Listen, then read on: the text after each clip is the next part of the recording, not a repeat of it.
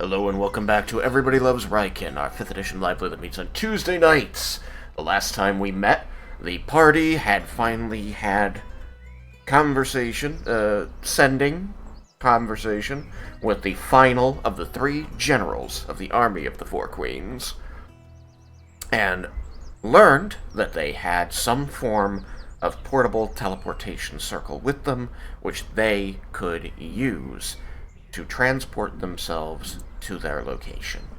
And so, after tying up a few final loose ends, getting everything on track, camp and army wise, and then grabbing Seltharis and Clevergill, the leader of the Tritons, and leaving Cyrus and the Simulacra to oversee operations on Stormreef, they portaled off to meet these generals and potentially their army and potentially Coffers, their self-appointed enemy. Upon poofing out the other side of the teleportation circle, they found that they were on a fabricated wooden platform that held the magical teleportation circle. Laramendis was able to identify that platform as being made of a magical wood from the Feywild called Alara wood, and moments later, the planks were pulled out so that the teleportation circle would no longer function, and a force cage sprang into existence around them. They couldn't see the cage, but they felt it, and they saw that the scholar of Ione held a bag, a canvas sack marked in red, which Laramendis presumes to be ruby dust for creating the force cage. And we went straight from there into what equated to an interrogation by the 3 generals of the army of the 4 queens, where they were trying to determine the events that put them in charge of Tatsuya's army in place of Tatsuya, whom they had previously been communicating with. The group was warned to choose their words carefully. Yukikaze has been acting as the sole spokesman thus far, and has not introduced anyone by name at this time, lest some pieces of information be kept close to the vest. I will state that, as I probably didn't mention it before, but this whole time you've been conversing with the generals here, Clevergill's translator has been doing his job and translating the exchange between you and them, and Clevergill has kept a careful control over his tongue. He has not said anything, but all of you can see that he is contemplating the situation carefully, and at times seems like he has thoughts, but does not share them. This is your conversation to have, and in spite of the way he has previously treated with you, seems to acknowledge that he is the subordinate, or at least not the decision-maker here. Likewise, Seltharis has maintained her disguise, and has not spoken out of turn. And so, I left you last time with a question that you were working through, all of you together, through the telepathic bond, which was that Orlissa wanted to know what happened to Tatsuya. What did you mean when you said he wanted to use Tiamat's power against her? And so you were deep in discussion about how to answer that question telepathically. Yeah, I didn't get a chance to message everyone throughout the week. Unfortunate, but I invite you to continue your discussion. as they are still waiting for an answer. Again, you're speaking telepathically, so you haven't wasted hours of their time, but your long silence over minutes is becoming noticeable. But they did say choose our words carefully. They did. And that may be why they have not said anything. You look contemplative, all of you. I do imagine that while you are speaking telepathically in this specific situation, at least, you are not turning toward one another as the thoughts are shared. You are staring ahead at these generals and thinking at one another. Everyone's heads whipping back and forth at the speed of thought. Just look at who was most recently thinking. Cursed marionettes. God, that would be horrifying to watch. Several of them, as there's like, as we're talking to each other, like we shrug at each other.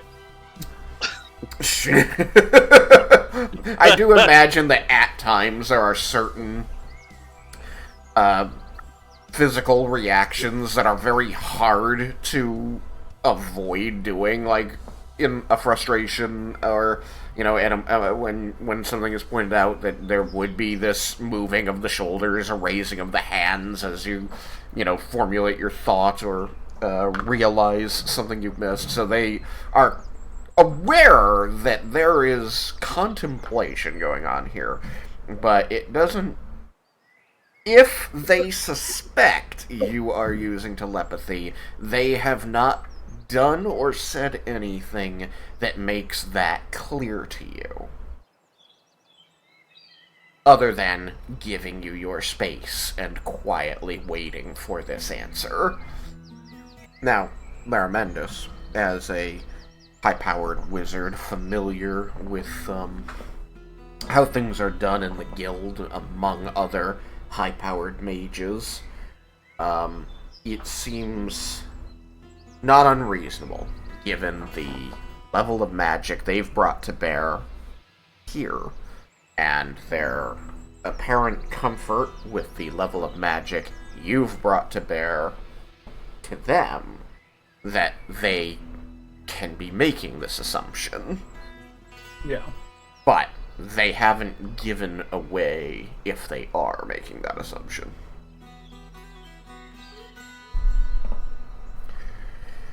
So, as I recall, you were at the point of the discussion where you said one of the important points you were making in your discussion was that whatever it is you choose to say to them is going to have a lasting and potent impact on the character of Tatsuya going forward. So you were deciding if you were going to represent him as a misguided zealot for Bahamut, or someone who saw and how do I want to phrase this? An opportunistic and ambitious power seeker. Even all the stupid stuff he did originally say he wanted to bring calamity to the world to reunite it, so. Mm-hmm. There was never a moment when talking to Tatsuya when you felt comfortable questioning his convictions. He always seemed to be very forthright and convinced of what he was saying. And he never stated anything about holding power or taking over anything. No, he never seemed to want to make himself any form of leader or tyrant other than wanting to be, in this case, perhaps better phrased, feeling that the responsibility of being the one who united the world and defeated Tiamat. And even that second part isn't true, as he had said to you before. If powerful heroes always rise up to solve problems, then the world will always wait for powerful heroes to do it for them, which is why he had wanted to form the army in the first place. This was, again, a piece of logic that the party had called into great question, but it was something that he repeated a lot of times. The world needs to be its own hero, which demonstrates, at least in this case, that he wasn't trying to aggrandize himself with his actions. Yeah. I would Or actually. that he was that delusional. I would combine the two to say that he was a misguided opportunist. Elaborate. Well, all of us think he was misguided in his plan to destroy Tiamat. However, he was opportunistic in the fact that he sought that if somehow Bahamut's power might not have been enough for him to take down the dragons and Tiamat, that he could possibly use Tiamat's own power to, I guess, enhance to do so. But it was still a misguided one. I definitely don't question his devotion to Bahamut, but I think Tiamat manipulated that devotion to her own ends. Does seem the kind of thing she might do, doesn't it? Yeah, I think that he was convinced that he had tricked her when in reality she had tricked him. He thought he could use her own power to defeat her, when in reality she would have just turned him against the army. Would it be a poor way to state it, as in that how we began our journey to seal the dragons led us to... And they probably don't know that Tatsuya was the one unsealing the dragons. Yes. Well, I'm just Which thinking about seems how... like if you want to maintain some amount of his reputation, that's probably not something that should be revealed. It is likely that no one in the general cult, the general army, or its allies was aware that he was the one doing that, as Coffers at least seemed surprised by that information, and then found a way to rationalize it from a gambler's perspective. And I'm only weighing in here to remind you guys of little bits and pieces that your characters would remember, but they're small and easily forgotten over weeks. Yeah, over the course of weeks. Yeah. As opposed to over the course of days of being Days or minutes in the some middle. cases. Yeah. You also remember, just to go even farther back, that when you went to intercept him at the White Scale, he had a small contingent of solely Arcosian Dragonborn.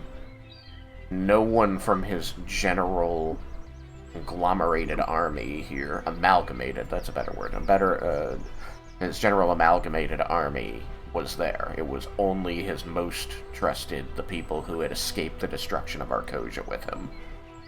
And we know that those were people that he sent out for other things. Yeah. Well, That required the highest amount of He's the one who secrecy. caused the destruction. also possibly just the most trusted of his Dragonborn. It's possible there might have been others, given the Ice Pillar's specific requirements. Though unlikely given the ease which our takeover has gone so far to this point. Yeah, I think there hadn't been any former Arcosian military at the island, right? There was, to answer your question a little less directly than a yes or no, I will say that there was small amounts of dissent among the ranks the night that you went to take over, but between Yukikaze's very inspirational way of speaking, his very good persuasion rolls on that, and the support you received from Saltharis, it was clear that no one who believed anything untoward was going on had any clout within the group by the end of it, and no one has been able to wrangle since then the idea that you did anything untoward here. Which I say because if there were people from Tatsuya's contingent, his specific detachment of the Arcosian military, who could have gotten information in means other than face-to-face transactions, then this seems like the kind of information that would have undermined your authority by now. Yeah. And the troops he had must have been very loyal because they rose Bala, which destroyed their homeland. They must have expected that when they did it in the first place. We do have the added benefit that most of them are dead. Benefit Yeah, pretty much all the ones that went with him. For The Widemere. Widemere died, yeah. He would have died if we hadn't stopped him from dying. No, I guess he may have Temporarily. Yeah, we would have just learned then that he had sold his soul to Tiamat instead. I was trying to paint Tatsuya in a better image with Yeah. saying something along the lines of when we met Pass with Tatsuya with dealing with the dragons. After a few interactions, we felt something was off in the way he was going about things. Or, I don't know, I was trying to think of a way to say to his character with when we've adventured to figure out how to seal the dragons. We learned of Tatsuya's motivation, and he always stood a strong ground of uniting the world. They're uniting the people to fight the dragons and take down Tiamat. I mean, even after he had literally turned into Tiamat's devil, he was still spouting the same stuff about, serving Bahamut. So. Exactly. I'm trying to figure out how to word it to say that how we, in the process of traveling and learning to seal the dragons, we've met Tatsuya, learned of his motivations, and then somehow figured that something was off. I'm trying to figure out a way to word that to be to where they would have let us confronting him. Tiamat had been able to convince Tatsuya that accepting a deal with her was a safe enough bet to fight her. And because of his convictions about his ends and Bahamut's service, he thought that he was above the machinations of a devil. Was willing to risk his very soul for that. And lost. Yeah, he overestimated his own ability. Or underestimated Tiamat. Oh, should I keep it Probably short both. in the sense the way you said it, Larmendus, and just speak of his convictions? I'm trying to think what precisely would be answering the question. Well, pretty close of what you said. Like, I know we kind of mentioned it before, but I feel the way you put it was a little firmer than before and a little more detailed. But which of those two questions does it answer, though? The question is what happened, and Well, there's two questions. well, yeah, but That stating doesn't of his, include what happened to him, though. The question isn't explicitly what happened to Tatsuya. I think it's more related to Tiamat's power and the deal that they made. yeah, they want to know what we know of to confirm that. But then True. at some point it's going to then become where is he now? Especially with this knowledge of him basically joining Tiamat somewhat. Well, boiling down to saying that, yeah, we fought and we ended him. Well, I should say, Vandar ended him. I mean, if that's the question, then Tiamat corrupted his soul, and we removed the danger that he posed, or something to that effect. So, you're discussing exactly how badly you're going to drag Tatsuya. Yes, yes.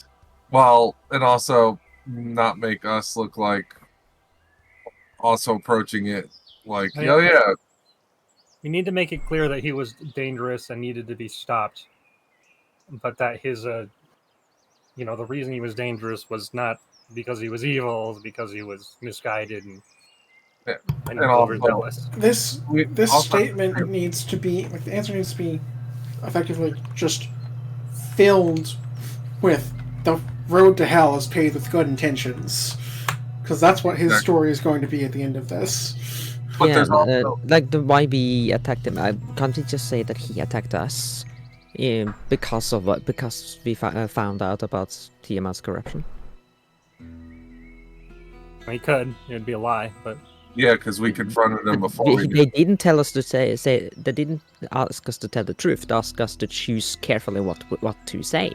yeah, we can lie. It's just that Yukikaze is less good at lying. Yes. By And I don't wish to lie. I'm not very. I understand the importance of how to address something, but if I can avoid lying, I would like to. Even though this path has caused me to do it quite often. More than I would have liked. And if we want to tell the truth, we could spill it and not care Well- about Satya's reputation. I What sure about something don't give a along the shit. lines of, in his bid to achieve what he perceived as Bahamut's goals, he underestimated Tiamat and I think there's no way to get around that he sold his soul to her. yeah, that's something that Wait, real quick to answer Elise's question earlier. I don't want to have another instance of. Now I feel bad. Rowan, I don't want to have another Rowan instance where we let down a party member, and Tatsuya is important to Raiken, so his brother. So I don't want to smear Tatsuya, even though also with what we know of him, he wasn't a bad person. Well, I mean, it right wasn't now, bad it's not going to end well for him, but it's going to end a little bit bad or really, really, really, really bad. yeah, Yeah, not Depending wanting on to what be- we say. Now, although if I were in the sense that in my path of following Bahamut's tenets and the guidance of Shagrazir and Bahamut led me to a path that to put me in front of Tatsuya, and then You said that that led to a confrontation, and in that confrontation, it was revealed that he had sold his soul to Tiamat. yes, and out of everything we knew, out of all of our knowledge, we knew that Tatsuya was there for the people in the land. He was doing his path to serving Bahamut, and Right, he believed he was, at least. yeah, and he overestimated his like you said, he overestimated his hold on the deal he had made with Tiamat. Would that be more of a reasonable way to put it, you think? That because it is, in a sense, what actually happened. My path for following Bahamut put me in front of Tatsuya, and we learned, and it came to light about Tiamat. Sounds good. Now, all you big brain smart people who have been living in this world and working toward these goals for quite a while are going to recall a small piece of information that I think is important before you open your mouths. And that is that this army was recruited to this cause by Tatsuya, and they expected Tatsuya to be leading this effort. But that isn't even the important part. The important part is, as far as you know, Tatsuya has been selling the same pitch to everyone he's recruited to this cause. And that pitch is, we're going to kill Tiamat. So we should say that killing Tiamat's a bad idea. We need to seal them back again. I'm saying that you people, in the midst of this discussion, with this knowledge, are going to realize that at some point in this conversation, the question is going to be asked, and it could be immediately, depending on how you phrase things. Aren't we killing Tiamat, though? And their expected answer is going to be yes. So you'll want to have a plan for that. Oh, I have a thought with that. If it does become the case, because if Tiamat knows Tiamat's going to be summoned, Tiamat might have a plan to deal with everything. And she was the mastermind behind the plan in the first place. I do think that the fallback on that is that Tiamat being freed for her defeat was her idea. That Tatsuya was lured in with the bait of the removal of an evil god by said deity, which was firm in its belief that it would be fine with this process because it wouldn't die. And I'm more inclined to believe that than the efforts of one man. Yeah, he believed that he could thwart her and kill her anyway, but the reality was there was very little chance that we would be able to win. According to Tatsuya, from your discussion with him, it was either in the Feywild or in the swamp prior to the Feywild, but it was around the time Raiken disappeared.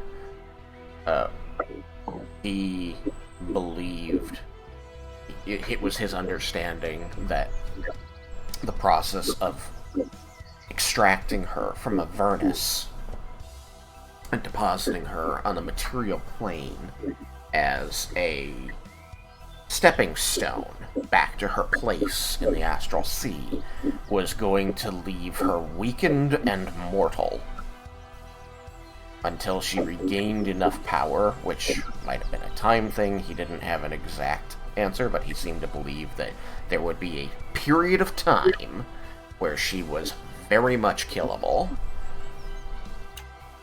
because she would no longer be multiplanar because of the effect of the spell, the ritual. So that's a pretty important detail of that that's very complex, so I am reminding you of it because it was given to you through a discussion a very long time ago. Alright. And Well, in that discussion, did it come up where he got this information? He never revealed the source, though you may make assumptions now that you have new information over the course of the last many, many sessions. He probably got the information from Tiamat, and she probably fed that information, didn't intentionally just like, oh, I'll be weakened, but said things that made him infer that so that he would think it was his idea. That's a gamble, because Well, I believe the information comes from a divine source. I don't know which dragon it comes from. And if we bet on it coming from Tiamat, and it turns out to have come from Bahamut, well, I'll need to find some new people to help me with this whole dragon problem. How would they know? It's easy to ask a god question. They have a cleric of Ione. Hmm. These are things they can find out. These are yes/no questions. They can fact check some of what you tell them. But they're not necessarily interested in the truth. Other words would be in a zone of that said truth. Well, I think we they're do end looking up for a falling on our reason face, not to kill you. But we that's do going end to up be a falling on very our hard face, then we reason can to find. always throw Tatya under the bus.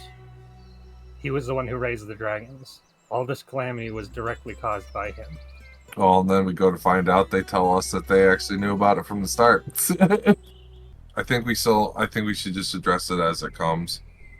I think I'll word it. I believe we want to word it in the sense that, like I said before, the path I follow for Bahamut put me in front of Tatya, and with our knowledge of Tatya,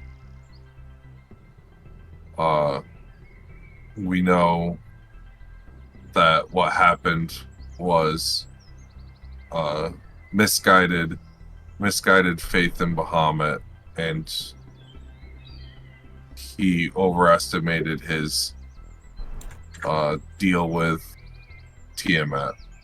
Misguided faith in himself. Okay, Not yeah, Bahamut. sorry, yeah, that was what. Thank you. Misguided faith in himself to be able to resist Tiamat. Plot twist: Bahamut is a false god. We're actually going to kill the good dragons, bring Bahamut here, and stab him. Joke's It's on been an evil you. campaign the whole time. Nobody expected it. No one expected it. P.S. Sorry, Sultan. So is everyone behind that for the first response? That Yes. I will also point out, though, as much as I don't want my brother's memory to be destroyed, I have made peace with what he became. And if we must do that to get out of here so that we can save the world, then that is something we must do. We do have the means to assist him in reestablishing himself in a new life. We could reincarnate him. He'd have a different identity. oh, you'd love that, Avandra, right? It'd be nice to not be the only one. He is the reason it happened. But Cyrus will possibly soon join you. So we will see. I can just imagine Tatsu being some interesting race, and then Bender being like, "Ha! How do you like them apples?" He's a grung. All right. So do we think that is the wisest for the first addressing the first issue? If think we're if we don't- going to ruin Tatsuya's reputation, we should do it now and not try and give him some benefit of doubt and then backtrack on that. I'm just gonna do in the sense of he was very faithful to Bahamut, and that his path for choosing what he did, he made the deal with Tiamat and had too much faith in himself and lost. Yes, he's yes.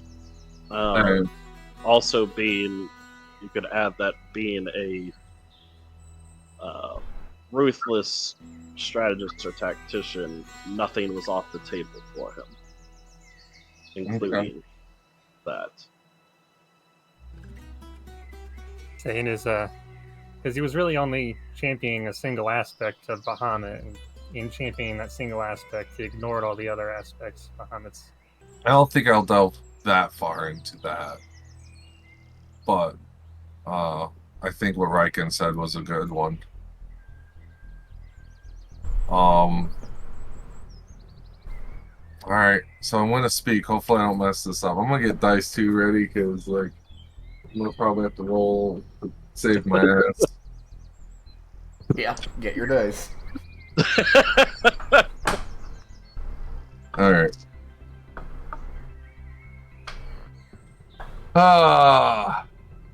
So I've learned my lesson of how I want to play D&D in my next time I play.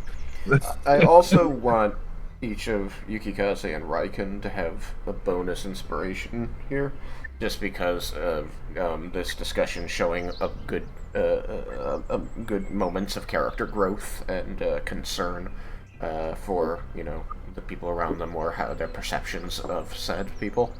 So I think that should be rewarded. Yay! Okay. So you've got 2 inspiration to play with there in case your rolls go super nasty. So I will begin. It is a very hard. It is very hard to. No, actually, no. Scratch that. I would like to quickly speak of Tatsuya's character. He was a fierce follower of Bahamut, and being that he was also an equally fierce strategist and leader, he didn't take. Nothing was off the table for options in his path for Bahamut. And with my path for Bahamut, with figuring out and dealing with the dragons, put me in front of Tatsuya. And with our knowledge of him, it came to light of his. He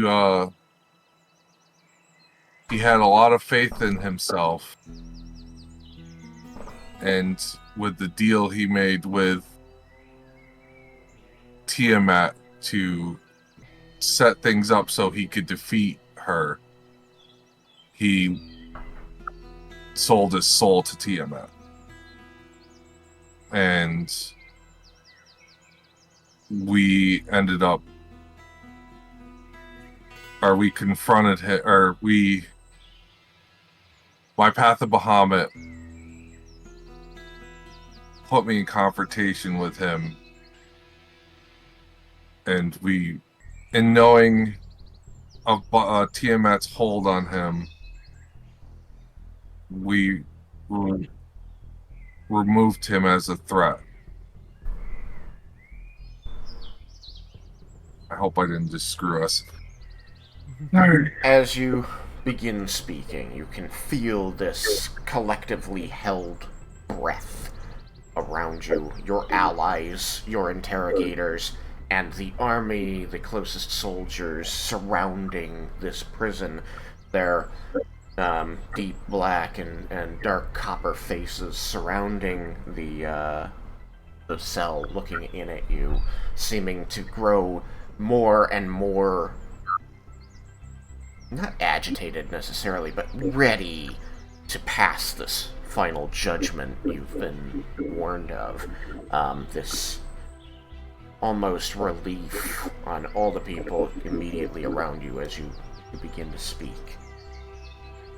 As they listen to your words, you're going to see a lot of concern and consternation crossing the faces of the generals before you as they're following your story and your logic through this and trying to understand what's being said. I want you to roll a persuade.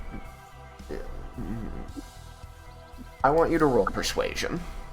20. 20. That was actually low.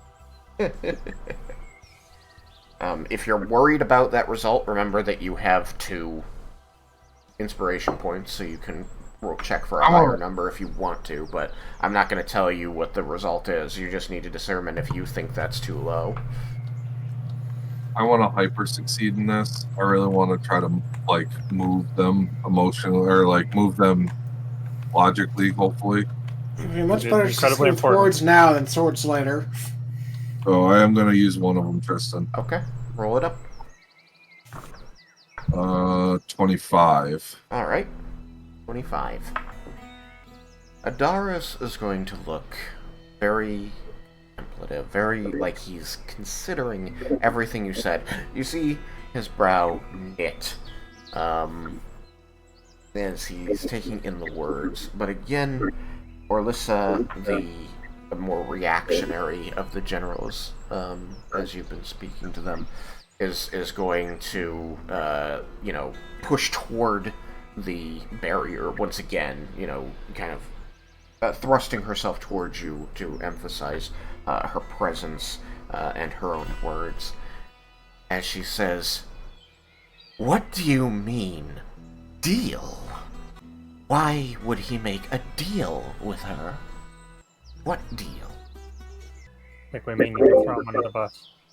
Well, so telepathically, we don't know the deal. Actually, Raiken, why couldn't you ask your brother what the deal was? Like interrogate him. Anyways, so the best way to probably word this would be, we do not know what the deal was other than he turned into what he turned into. Right? I should say that, like... Oh, like, this is on the bond. On the Yeah. bond, yeah. This is on the bond. I said that. Because we I know said it he was sold on his soul for the power in hopes of using that power to defeat Tiamat. But it's also likely we can infer that that's how he knew where all the scales were. Because how else would he have? Or known the rituals to unseal the dragons. Those are all things that were highly secret. Secret. I got a secret. Yeah, so revealing that he was the one who brought the dragons back via this deal. We could say that we don't know for sure, but we do know that he was the one unsealing the dragons. And it's likely that in addition to the power gain, that's how he was, that was part of the deal too. Because he would have needed to do that to resurrect him. So you feel, Avandra, that there's no way to give a good answer without throwing him under the bus? I think the best answer would be to throw him under the bus here, because that's going to be the easiest to keep us in these people's good graces and convince them that disposing of Tatsuya was a necessary evil. Oh, well, we also still say that we can still emphasize that he thought this was the correct way to go about to kill Tiamat in the long run. Yes, he was convinced that his champion of the Tiamat's of Bahamut's desire to kill his sister was worth all of the destruction, which he outright said. Which he did, yes. Raiken, you want to chime in? I mean, it was for some. You could say it was somewhat for Bahamut, but remember that he mainly wanted the world to come together. So it wasn't all just for Bahamut.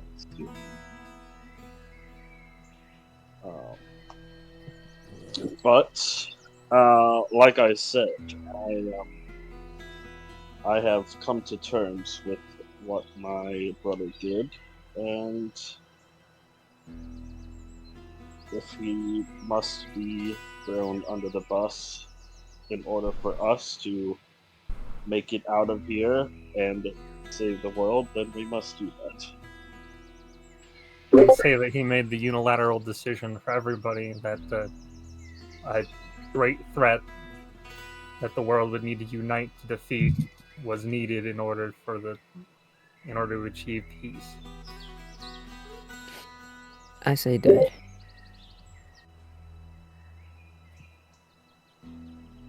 Now, I believe you did state out loud, in answer to their question before you got clarification from your party, that you did not know the terms of his deal with Tiamat. So we should say we we know that he sold his soul, and we can infer that he likely got the information to unseal the dragons. Yeah, you can say that. I'm saying, Malachi, you made a statement that you did not know what deal he made, and I want to make sure that I understood that that much had been said out loud to these people before you began discussing exactly how to clarify that. With your party. I don't trip over or mix up the way what I said. Yeah, I got you. Because we know a deal was made because of the change that came to him, and it makes sense that the knowledge that he had. Yeah, I get you, that justification is fine. I just want to make sure that I have correctly understood that they said, "What do you mean? What deal?" And you stated out loud to them, "We don't know the terms of the deal," before you turned inward and said, "How do I want to talk about this?" Is that correct? That's correct. Okay. Then, with the way we can word it, it still is coherent and reason. It is. That's fine. It is what it is. Because we really don't know it. Yeah. So at this statement, Barafas, who has been largely quiet, you're going to see this kind of. You're going to see their face scrunch up a little, but eventually it's going to quirk into a kind of a sneer, a little bit of a knowing sneer, as she's going to lean in towards you and say, "You speak with authority on the treason of this man we called allies, yet you do not know for certain what the terms of this treasonous act must have been."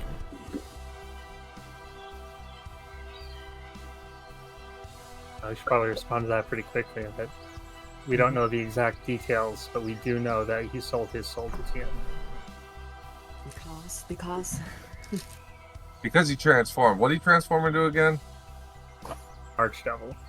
Yeah, and he tried to kill him. So I will to respond relatively. I will say that's true, but we know a deal was struck because he turned into an archdemon and tried to kill us. Archdevil. That knowing sneer is going to fade as you say this.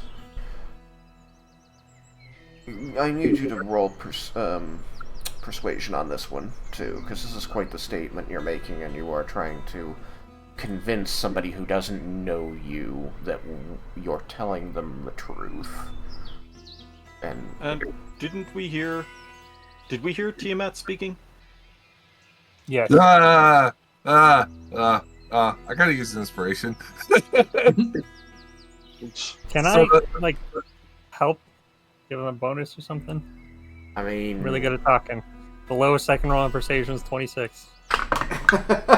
You can't really help his roll unless your character speaks up and interjects into the conversation with them to lend your charisma. You are already helping him considerably. Like, his role is only a part of the equation here. It's just something to help push things forward. The way you're wording things is very important. Okay. Now, you could always interject and try to speak on his behalf if you wanted to try and make use of your charisma. But you know that. Alright. So, if I'm allowed to spend that, am I allowed? Yeah, of course you're allowed to spend it. Okay. So yeah, because a 1 was my first roll. Nice. And What's your the dice new- hate you. What's the new total? 16 or 26. 26. Okay. Yeah, I rolled much better on the second one. Yep. If you went with the 1, we might have been dead at that point. Yeah, I would have been at a 16 if I went No, with the it's just escape Or- plan Sigma. We'd be fine. Roll a grenade and gate. Indeed. Very well. Yes, the knowing sneer is going to slide off of her face. And you're going to see that question of, what? You cannot be serious, kind of cross her widening eyes. Yeah, Cyrus mentioned we did hear Tiamat speak in that round, didn't we? We heard her admonish him after he lost, right? Yeah, we heard Tiamat and Asmodeus both. Mm-hmm. Jebel said it. But also, yeah, that. Oh, really? Do I need to quickly Jebel add did that? mention that moments ago. Are you guys telling me to say I that? somehow confused them. Okay. And it's Sorry. just Yeah, short. that's on the bond. They're talking about hearing the voice on the bond. Tristan. Yeah. Yeah, I'm looking at the stats bar now to make it visible, but when she leans in and starts like snaring, you know, Mm-hmm. as I said, Leah's hair do change. Oh. I don't know if it's relevant to reactions. No, it's because- great. Reactions Yeah. are good. It helps paint the scene. So tell me about it. Yeah, because she does not like this lady, and it causes her to change into the aggressive one, which I think was Summer. Summer is usually the aggressive one. So she still doesn't intervene. Still just stands there, but she has no control of this. Yeah. She has a little control of it. Well, yeah, but it might have happened without her realizing. Yes, Summer is boldness and aggression. Alrighty. Sea foam. I mean, Terra's fair enough, so now I Yeah. have control. Okay. Maybe. Alright, so yes, your hair is going to change. You're at the back, so you don't see any, like, direct reaction to this change. They seem to be focusing their attention on the general to whom they're speaking. But I will also say that, the way the personalities are presented, Orlissa seems to be the aggressive and hot-headed one, and Adaris seems to be like the take it slow and look for the subtler meanings in things. And with a statement like this as a sort of giving you the idea that Barafas here falls between them. Not looking to make you an ally, not looking to make you an enemy, but seeking just enough information to make what she believes to be the right decision. Not the fast decision, but not the slow decision either.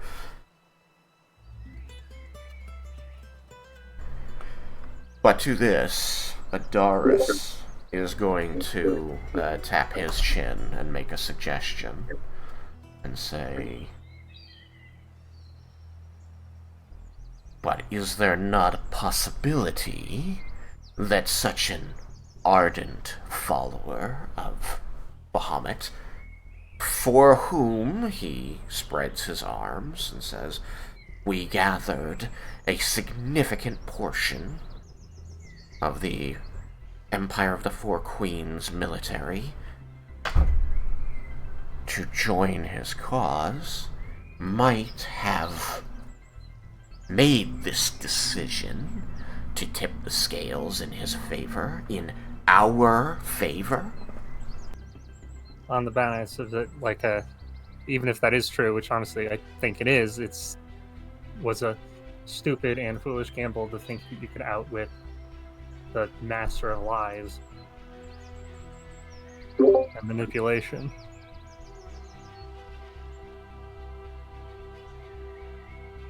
For any mortal to think that they can outsmart a god is ridiculously presumptuous. Yeah, that'd be the point I tried to make.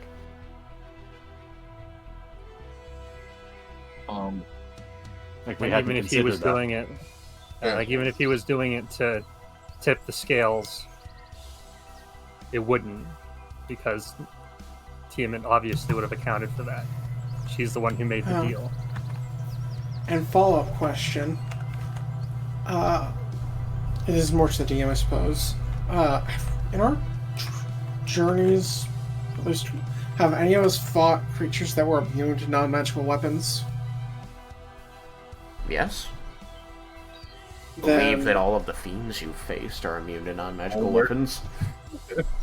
I didn't know. I know we fought plenty of things that were resistant. I just wasn't sure if we fought anything that were immune. So then I would also follow up with that. Like, an army doesn't matter if they're not a single of their weapons can hurt it.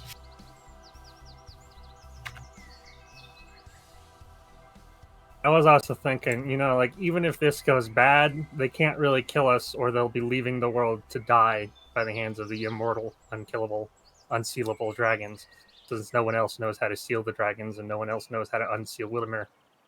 They couldn't do their plan to unseal the dragons and kill Tiamat, and they couldn't reseal the dragons, so the dragons would be unstoppable. I think arguing for reasons not to kill us in that capacity. That's like a last, if they decide Yeah. to kill us, then we do that. Yeah, that's like an ace in the hole if Sulfaris' weight can't unshift the balance. But True, we could ask Sulfaris. But bringing up resistances might also be a valid point. Because, especially with themes in particular, that which Tiamat is, True, it's if she entirely is possible immune, that an army literally couldn't touch her. unless we would manage to enchant all of their weapons, which would be a ridiculous amount of magic. So, but we're getting a little sidetracked here a little bit, like thinking of we should be thinking ahead. This is good, but we do need to quickly answer his question of, how do we know that this plan wouldn't have worked? Simple answer to that, Tiamat wouldn't have made the deal if she didn't know she was going to win. That's how I kind of want to word it. I would be careful with that, as she's literally a goddess of greed. She may very well take a gamble. Like, that's why dragons have a greedy nature. That is one of her primary domains. She at least would Yeah, have but we been don't convinced take a that she gamble. wasn't going to lose, though. Yeah. Like, even if it was a gamble, she must have been pretty confident that it was one she would win. True, but I wouldn't sell it as a she wouldn't take something that she... I would say it's might- very unlikely that she would have made this deal if she didn't have, a ace in the hole. She didn't know that she was going to be able to.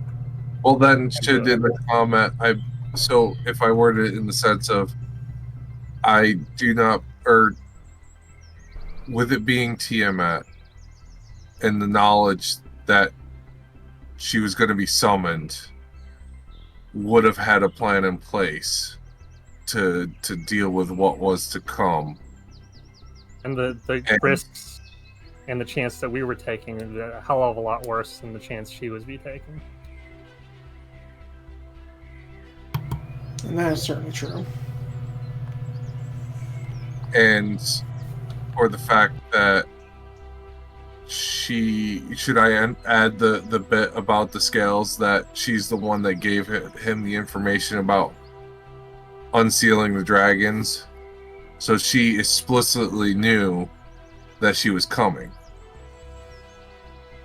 to this plane, or just stated that the way I did it the first part.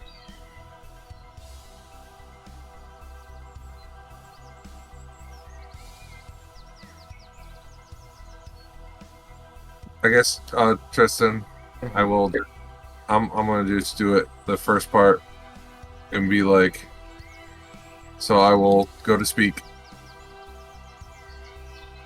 Okay. Being Tiamat and her nature, there was no guarantee that she did not already have a plan in place, knowing that she was coming to this plane. And it would have been a bigger gamble for us than it would have been for her. It's far more likely that she would overpower Tatsuya's will than that he would be able to use her power against her. Can I actually use that word for word? Yeah. Listen.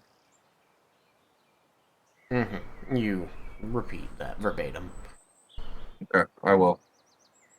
At this, Orlissa is going to growl and clench fists at her sides as she says, "There's never a guarantee in combat. You take the best chance you can. That's how we've won every conflict." The best chance is not to fight Tiamat. If we want to win this, the best chance is to reseal the dragons. And and actually that's where I'm going to step in and say, that is why my path of following Bahamut is to seal the dragons, which I have the means There's to a do so. collective what from the three generals in front of you. This has got to happen. So I knew this conversation has to happen. And one thing I will interject, telepathically obviously, is if we're going to throw Tatsuya under the bus, now is the time, because they're saying that this is the safest path, when everything was safe until he made it distinctly unsafe. Yeah. So I will take my companion's suggestion, Tristan, and interject with the response or the way they look, and be like, Shockers to your head. Sealed the dragons before. I don't wish to say that. So this is what I'm actually saying out loud, Tristan. I don't wish to say this. But Tatsuya was the one, and that's why we believe that he did make a deal for this. To where he got this knowledge, to know where the location of the scales were, and how to unseal them. You're going to see plain confusion on their faces. Yeah, they probably don't know what the scales are. You should tell the story of Shoggers here that the last time these dragons posed a threat to the world, Shagrazir led the army not to kill them, but to seal them away and prevent Tiamat's return. So, as I see this response, Tristan, I will speak and say, forgive me. There's a bit of information I also didn't state. Is the dragons were originally sealed by the champion Bahamut's Shagwazir in the past, and they have been sealed for the past 1,000 years, right, guys? I think so. Yes. Yeah, so they've been sealed for the past 1,000 years until Tatsuya undid it. Even because the Bahamut's children sacrificed themselves to seal the dragons, and unsealing them and fighting Tiamat was be a disgrace on their honor. You throw away their sacrifice. Before I think Vandar would remember. I think that, this is out of character, not from Larmendis. I think that information was shared with you extremely privately. You shouldn't say that. Where even Larmendis didn't know. Larmendis was forced to leave when you were told that. So, Vandar would remember that since it happened a couple days ago. So before that gets made as a statement we should in character over the bond, that was extremely secret, where even I couldn't learn it. And also the person that shared this extremely secret is right here with us.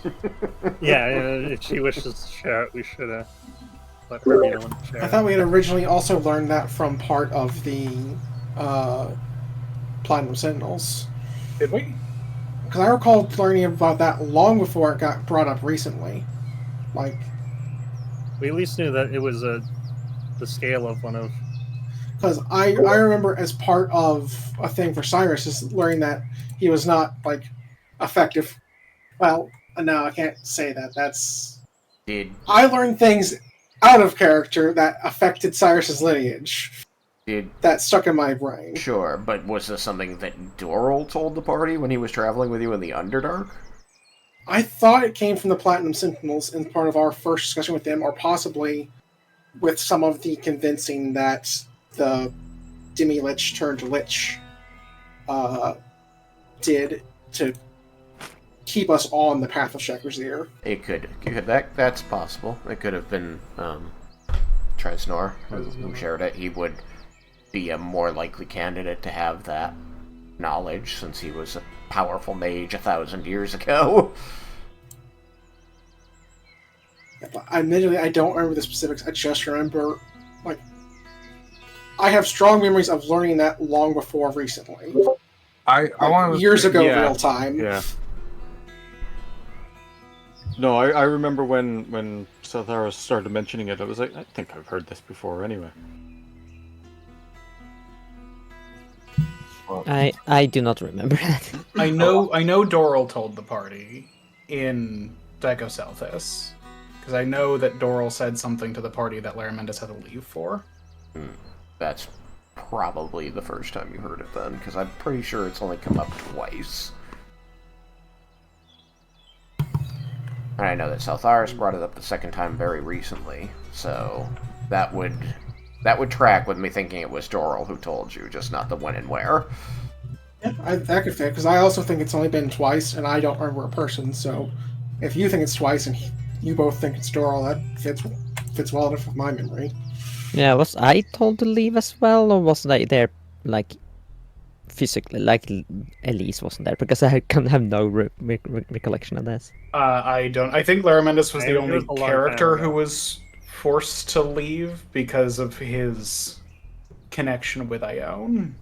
Anything that Laramendus learns is learned by Ione because of Ash. So he needed to leave for a conversation He was because forced to leave due to Tattletale.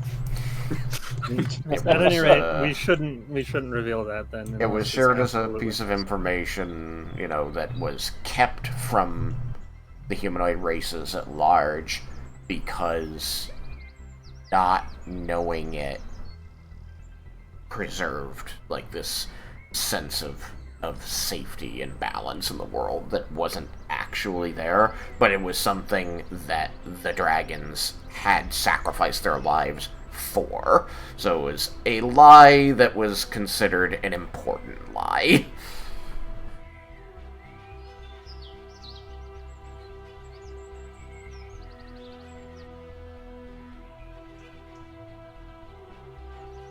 I'm going to step away again to continue giving my cat medication while listening. Okay.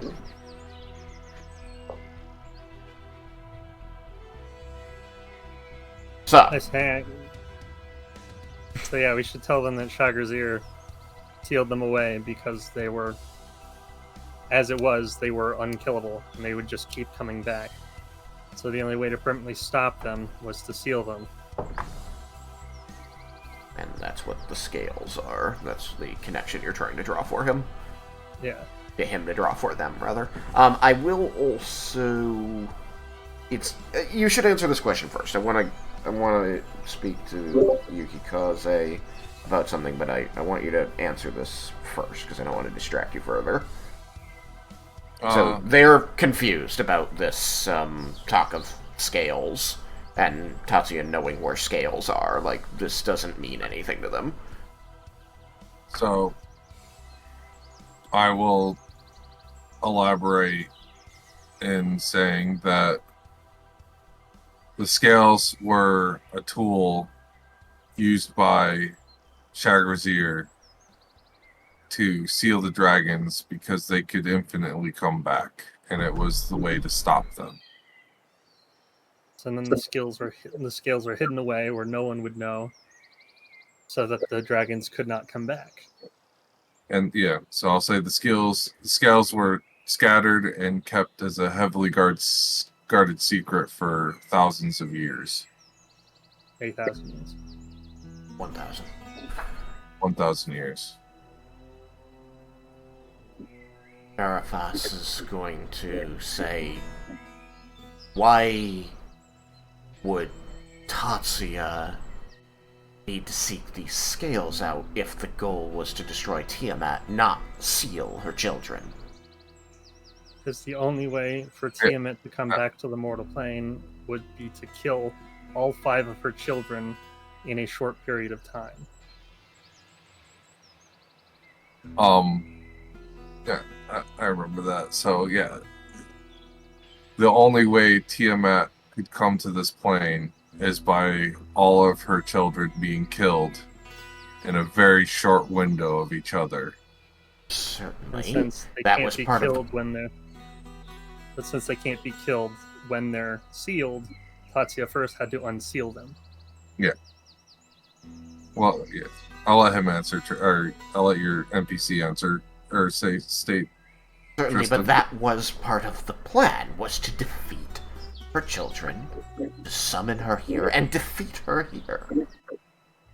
Why seal them? Why would Tatsuya want that, when that is not what he expressed to us? He was unsealing them. He was unsealing them to give the opportunity to kill Tiamat. Persuasion So check, all- this one's going to be hard, because they do not have any reason to believe that. Alright. And watch this dice will be like, ha ha! Alright. I'm gonna step away for a second. If you need inspiration, mine's on the table. Alright. Well, I've got 2, so... I'm rubbing my dice first for a second. I'm warming it up so all sides are warmed up. For a nice even roll.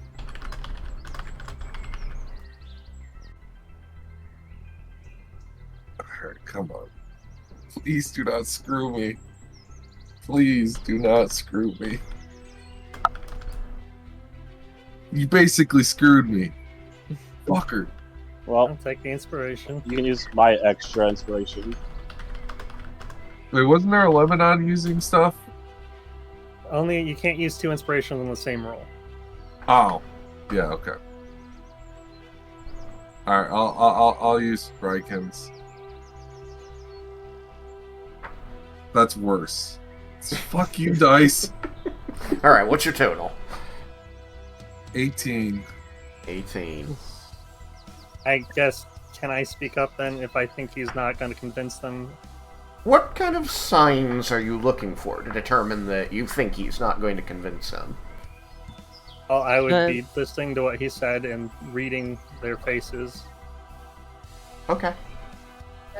So you're looking for this defiance, this confidence that they're being lied to. Yeah. Okay. There is most certainly defiance, but it is clouded over by uncertainty. Then I'll interject. Alright, so, Tatsuya believed that he was following the teachings, the tenets of Bahamut, primarily the tenet to kill Tiamat. He was so devoted to that goal that he would do anything to achieve it. He also thought that the dragons, the threat they pose, would unite the world. So he decided that unsealing them was worth the damage it would do.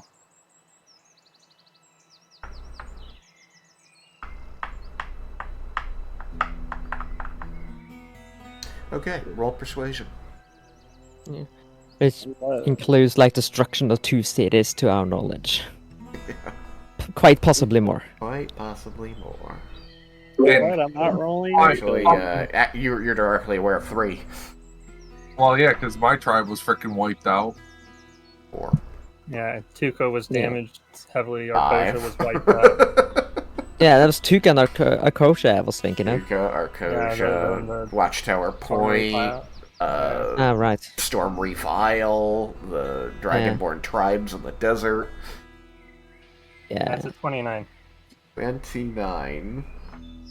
I've Well, never they rolled could that. still. Ooh, Yeah. wow. I was like, well, Okay. they can still tie that, and they did tie it.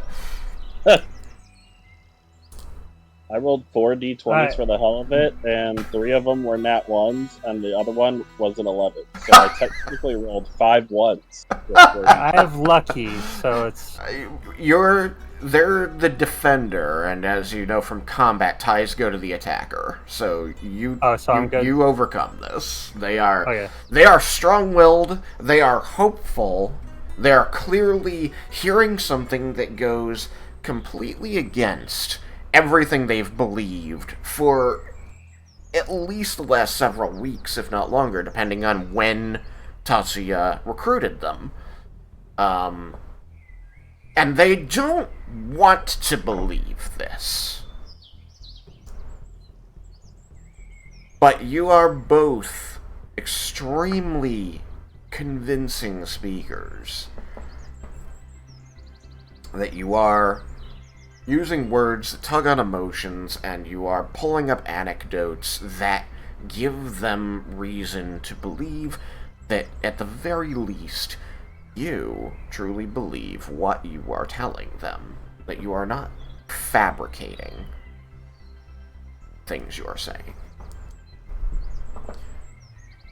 And what you are seeing is 3 people who are near the top of their society, leaders of all of the soldiers around them, entrusted with the intense responsibility of protecting their home nation and its interests, and they have been so swayed by Tatsuya and the show he put on for them whenever it was he went there, that they did something that the Empire of the Four Queens hasn't done in 500 years, which is step across its own geographical borders. It has been isolationist and self-sufficient in the resources that are there for generations upon generations.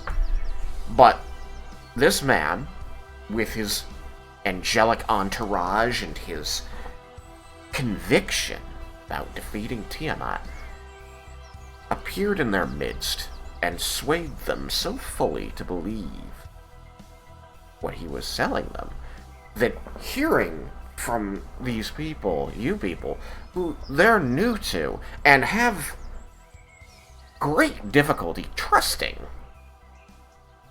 are conflicted now. Because of what you have presented, because of what you have said, they very clearly want to distrust you. They want to disbelieve this. But you're convincing them. Slowly. But progressively. We have that effect on people. And I think at that point, it would be Orlissa again, the one who wants to push advantage and take chances, who will say something that strikes a chord with all of you here, in the party at least, as she says, it was a gamble, but one for which the upside was undeniable. The risks acknowledged and calculated. Could have done this thing. And the reason this strikes a chord to all of you is because it's an argument you've heard recently. At least some of you directly, and the rest of you indirectly. Yes. Cyrus from the other side of the world. I know what you're getting at, Tristan. Tristan, Yeah. how close are these people to me? I mean, they're, 5 or 10 feet away from the wall of the enclosure, so within 15, 20 feet of you.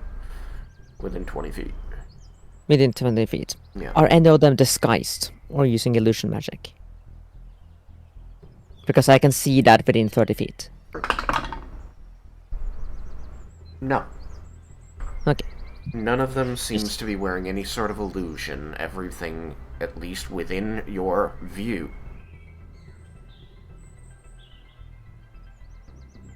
Good.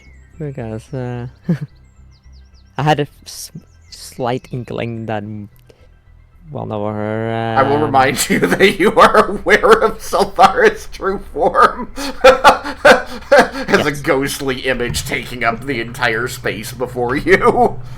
Squished inside. Yeah, it's... Some There should enormous be, creature stuffed should be a inside. way to, like, hide that somehow. Be like, I'm aware that one is a disguise now and don't see it. I mean, you can choose to ignore it and it becomes less oppressive, but it's one of those things that every now and then you go, oh, right, there's a giant dragon right there. Conversely, when you see Cyrus flying in his dragon form, you see just little Cyrus. Teeth Flapping oozing in his the own little middle. dragon wings. Only if it's closer than 30 feet.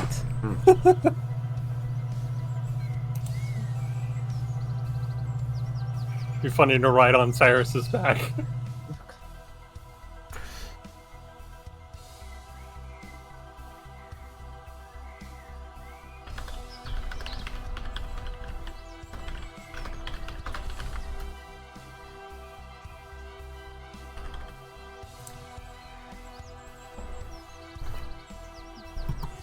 So, a hand has been tipped. And you become aware of it.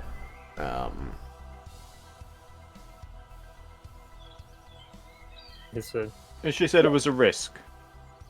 She said it was a gamble. Specifically, a gamble. It was, Yes. was In other an words, incredibly they have risky coffers. gamble. They've been talking to him. I'm an not gonna. incredibly risky gamble that he unilaterally decided For No. the to world. take, even though the entire world would suffer the consequences. I'm gonna speak honestly because this is something that I, as a character, had put a lot of effort into, Mm-hmm. and I will state just we, as our group, has already contemplated and worked toward the knowledge of killing Tiamat, and I have done on our journey, before even addressing or our engagement with Tatia, I have found no evidence, and out of everything I've done, to show that removing Tiamat would create any good for us or for the world, or that something even worse won't take its place. And in this transfer of power, that there won't be even greater devastation. Our love's a vacuum.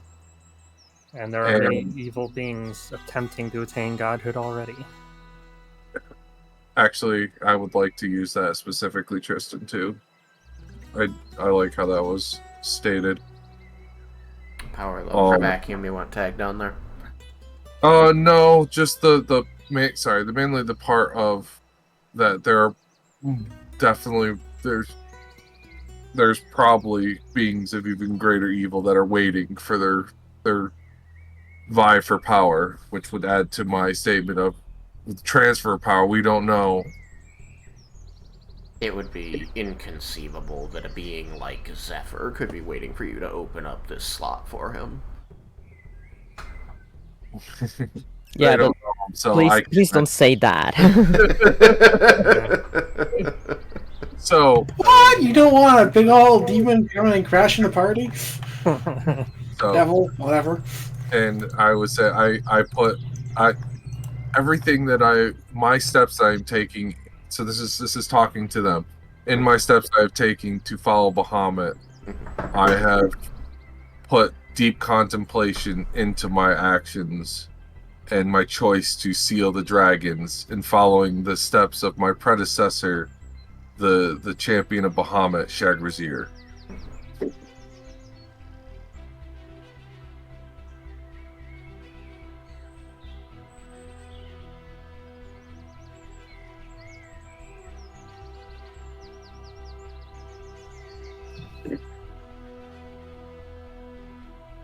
They seem to be reeling from this information previously revealed. And you say this to them. They I think actually Adaris would counter, say, but how could you be certain, how could you even think that the darkness, the amount of ill and evil in the world would not be reduced by the removal of a power such as Tiamat's, which guides the hand of her dragon spawn and people who revere her even as she wallows in Avernus. My response you would know. be the power is not removed, the will is. Something can still take that will's place. Yeah, it's like that. I That would think leave a power vacuum. And Yukikaze explicitly in his research, I think, had seen that the last time anything that we could point to as a similar situation happened was someone else came and took everything up. So True. it's But it wasn't a net zero.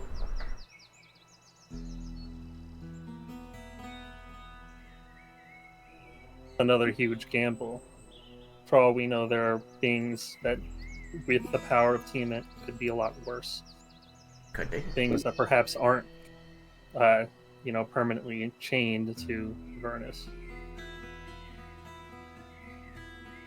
We know where we stand with Tiamat. We know the evil she commits, but we have no idea what kind of evil could take her place.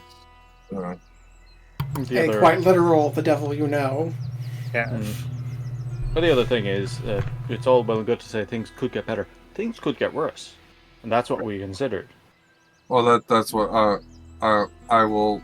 So I'll speak up and say I'll mildly reiterate: is the gamble you say could be less. There's also the gamble of it being more, and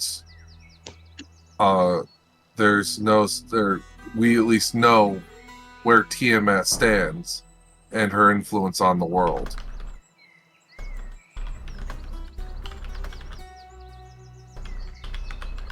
She is a known sun. She's a known quantity. Well, so it's better to stay with the devil we know than risk the devil we don't.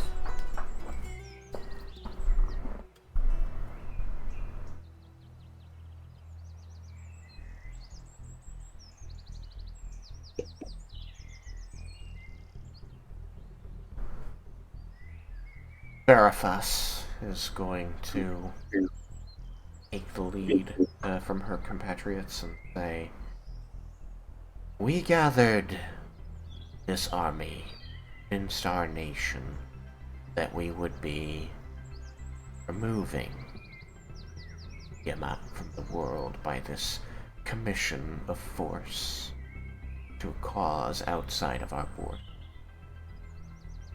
You have removed the ally we swore to. claiming that he was a false prophet and an instrument of the very evil we seek to destroy. And in addition, you say that your goal now also differs from his, in that you will not beat Tiamat because you worry that will somehow make things worse than they already are, and instead return a sort of status quo by undoing the awakenings that Tatsuya committed. Have I understood what you've told us correctly?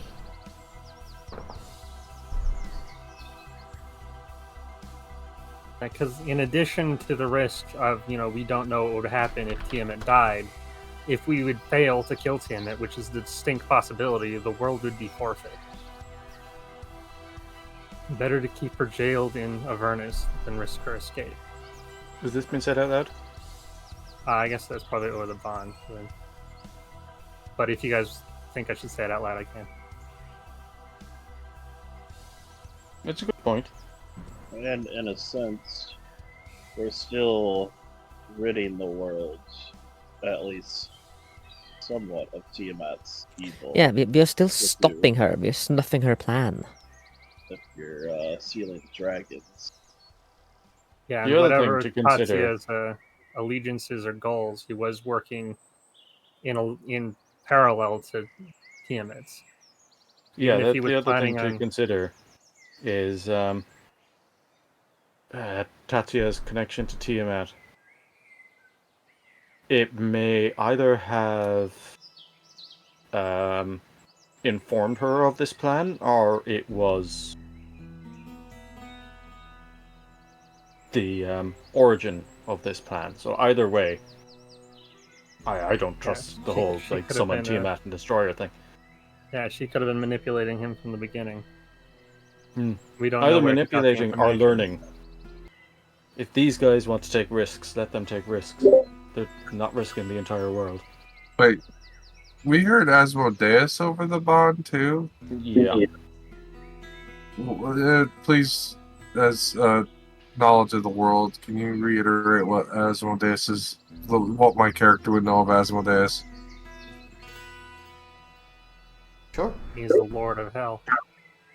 All of the players are aware of the basics about all the gods in the pantheon, good, evil, and neutral, in between. What you know about Asmodeus is that he is an archdevil who is the Lord of the Nine Hells. He rules one specifically, but all of the other archdevils that rule over Rings of Hell still get their marching orders ultimately from him.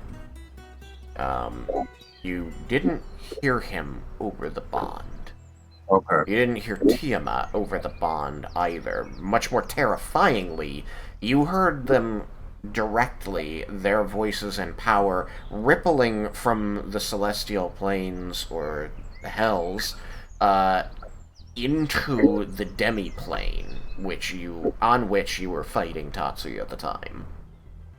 You know that there was a fight of some kind, a disagreement or discussion happening among celestial beings just outside, just on the other side of the boundary of your small demi-plane, that seemed to involve at least Tiamat.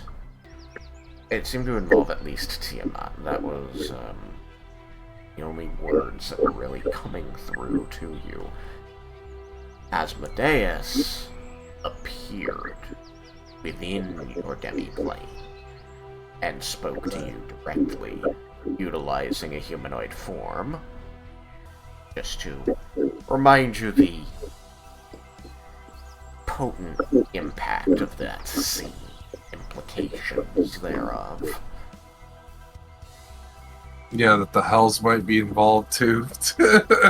Well, So, the Hells are involved in that. You were told directly by Asmodeus that whatever was going on between Tiamat and Tatsuya, she did not have the right to claim his soul for hell as she had done.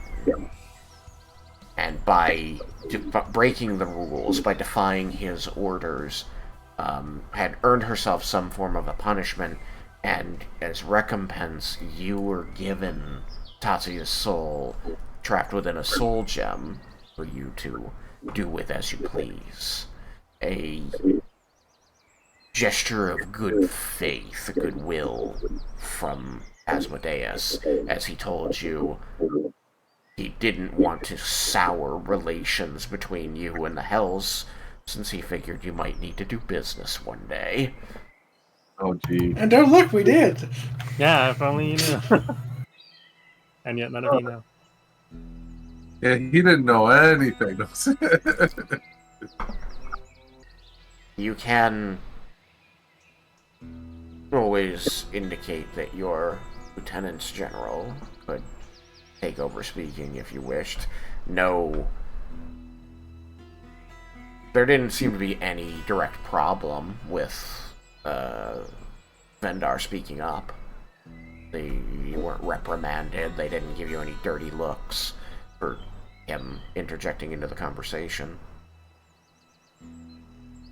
If you preferred, but I don't want you to tune out either. No, I'm not. Yeah, no.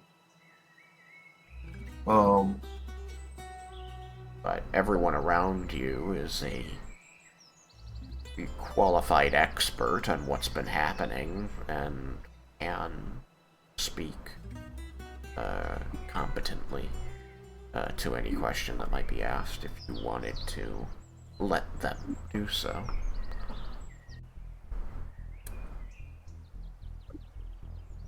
Well, so the last statement was, do you remember what you said for that NPC? Tristan, can you say it again? Yeah, give me a moment. Hold on. I have to think about everything I've been saying. It was long about laying out what we were doing. Yes. Okay, so that was Adaris checking that Our facts. Barafas had she wanted to make sure that she understood everything you were saying and had laid out, re-summarized everything to you that Tatsuya had come to them wanting to destroy Tiamat, that you had determined Tatsuya to be a threat to the world and had removed him from power after determining his connection to Tiamat, and now wanted to not even carry out his original plan of destroying Tiamat, but lock away the dragons once again, following the example of Shagrazir. Yeah, but I remember the way you worded it also kind of put it as us. There was one way you worded it that was implying that we were not necessarily in the right. I forgot how it was worded. It might be the implication was that the whole reason they had been following this plan was they believed that by removing Tiamat, they were going to equivalently remove some of the evil from the world. Because even trapped in Avernus, she is still inciting things to happen on your planes of existence. The dragons that she spawned, directly or indirectly, are still causing problems, even with her not here. And there are still cults and orders of humanoids that revere Tiamat and spread chaos, well, not chaos necessarily, but spread, darkness and tyranny on her behalf. And that Well, if actually, sorry, I apologize. that if she were no longer to exist to inspire those people to, push her power beyond the bounds of the hells, that the world would be a better place. And you have suggested that that's not the case, and they have difficulty believing that. So there's also the fact of knowledge of the world that even if we kill Tiamat and the main 5 children, that doesn't mean their broodline is just gonna die off. It's unlikely we would be able to kill every last one of them. Like, the influence of the dragon is still gonna be a thing. And if girls are going to go by, you don't necessarily want to kill all of them. He does seem to have respect for Ronaryl.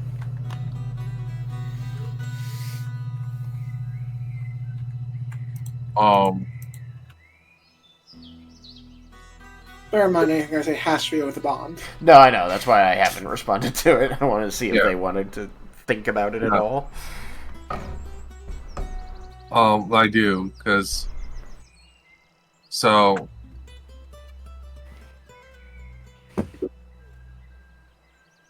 No, it's just for the fact of,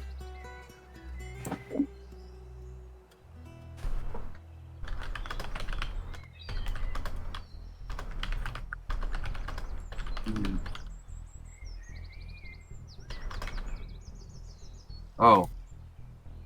I could state it in the lines of, with our power and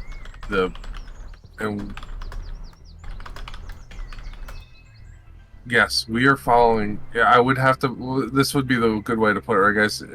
In the path we were taking to Seal the Dragons, we were doing it. We're doing everything on the knowledge of what we are capable of, and trying to minimize innocent lives lost.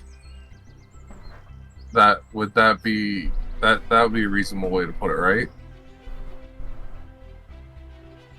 Well, we're certainly using the part of minimizing casualties and collateral damage. Like, I want a word, like, 'cause that is what we're doing. Like, it's the truth. And do you feel that it would be wrong to state that? I know, just look at the devastation the dragons have wrought since they were unsealed. If Tiamat were on this plane, that would look like... that wouldn't be anything. It would be so much worse. Especially if we have no way to hold her down. And even if we did kill her, we know that there are already incredibly evil entities working to attain godhood at this moment. Removing her would simply open the way for them.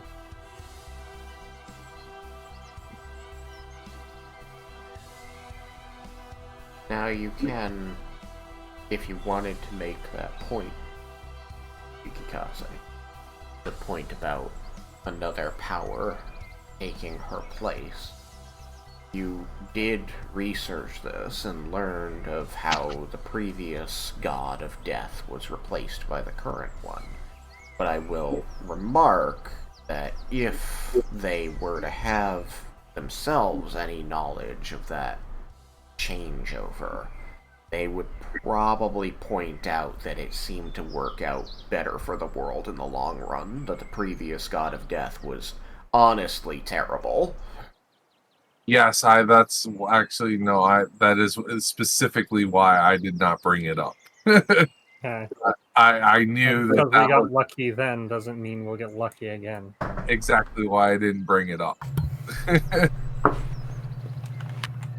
I was when we first started, I was about to mention the Raven Queen, but then I was like, yeah, no, because she's not as bad as the previous one, and that would just totally support them. She can't help being an awesome god of death. That's until Raiken pisses her off enough that she goes evil. And she's sick of seeing me. It's like, fucking Yukikaze, will you stop coming here? It's like the fourth What are you time talking already, about? damn it. She loves seeing you. You went and did the work she needs done. Ah. Yeah, she likes you. She seems pretty chill.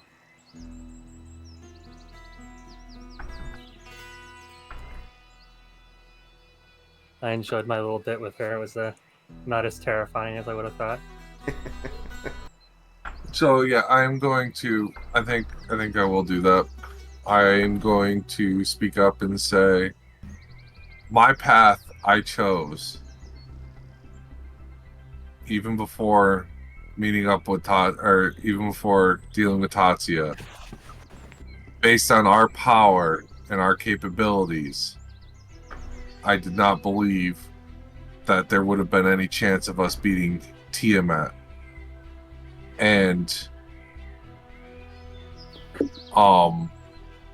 so I chose the path that would, with what I saw of what the dragons could do and what Tiamat would probably do even worse. That's why we chose to go down the ceiling path. We chose the And- safer bet, one that we already knew had worked. Because every step forward and every new thing we learned about Tatsuya's plan made the risk greater and greater. And the rewards less and less.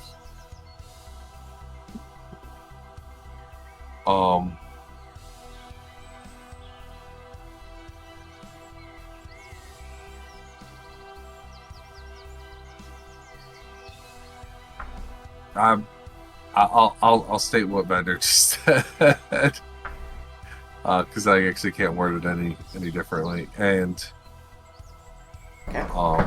and even and I'll add to it saying that with what we saw of the army, it still did not prove to us that we had the capability of defeating Tiamat. Throw it to your general, the one you asked here, because he can vouch for that. It's true, that is why we brought him.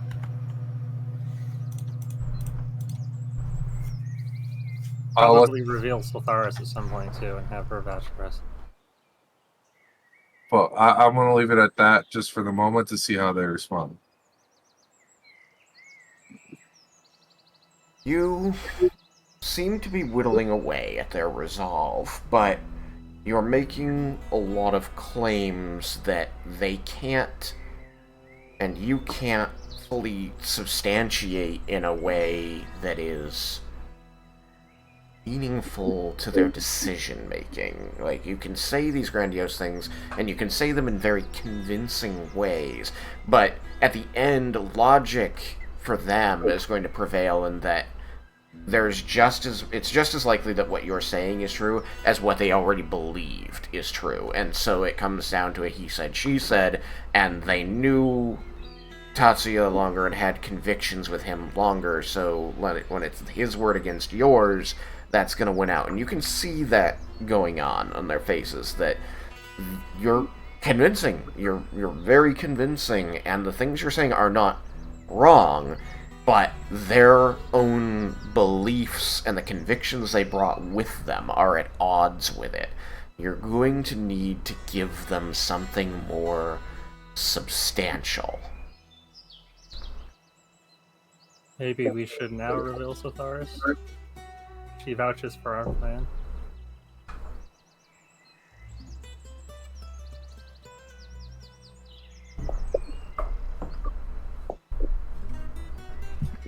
Now, you have I not was drawn thinking- attention. Oops, sorry, Leah, go ahead. Yeah, I was just gonna say that I was thinking the same thing. I mean, but the Empire of the Four Queens is in the southeast, right? Yes.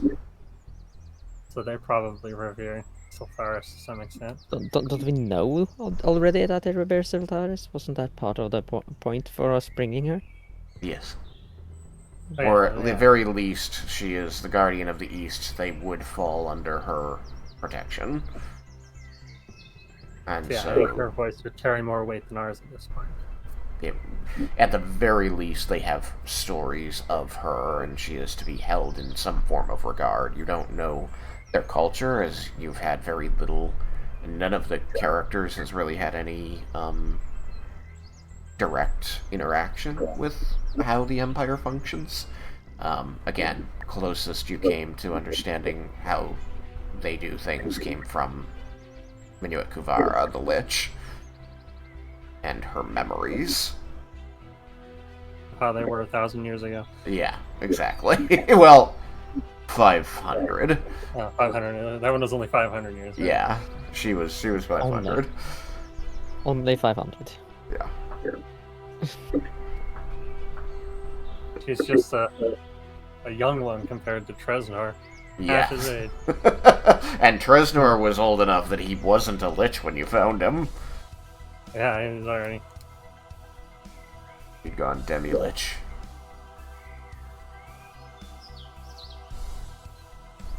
Wait, Seltharis is 500 years old. At least. More than that. Quite a lot more than that, I think. Yeah, No, I thought you were saying Dragons Probably live for a long time. I know. So guys, It was Minuet Kravara that was 500. Oh, Minuet. should we turn it on them though? Because Tatsuya was giving them this speech of grandioseness and that he had the solution to defeating Tiamat and that Tiamat would be killable. They had a solution, no problem he caused. Yeah, but should we turn it on them and ask them is what tools and what do you believe that you have that would secure your victory against Tiamat? We could point out the resistance at this point is like, does your entire army have magical weapons? Because otherwise they're not going to be able to hurt her. Yeah, that's what I'm trying to think is do we want to turn it on them and try to make you point out the futility of it? Or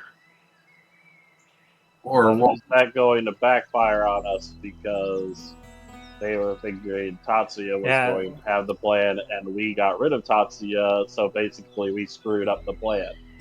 Yeah, and they might not like us insinuating that they're not strong enough to do it if they believe they are. that was what I was thinking, but it was just a thought I had that I was wondering if that would be a useful statement. I think we should have Seltharis reveal herself and vouch for us at this point.